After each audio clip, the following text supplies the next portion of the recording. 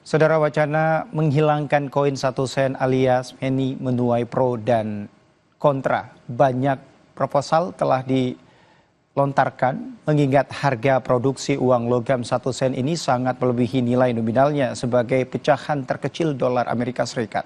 Selengkapnya dilaporkan tim VOA dari Washington DC.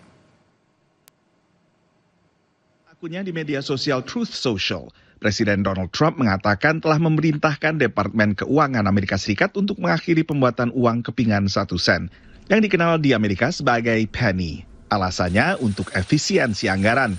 The cost of producing the penny itself is about 3.9 cents or just about 4 cents, which means that for every penny that the United States government prints, we're actually losing money. So it's a net cost to the federal government. This is what President Trump wants to eliminate. He wants to implement cost savings to the government by eliminating the penny from circulation.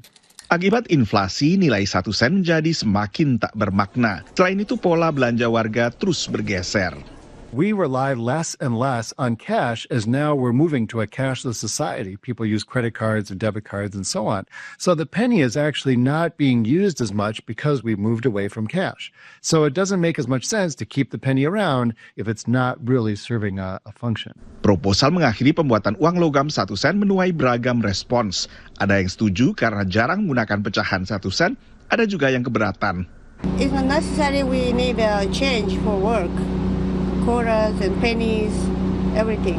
Since there are tax we have to include, most of the price usually winds up with let's say 106 or 107, and then we have to deal with the pennies.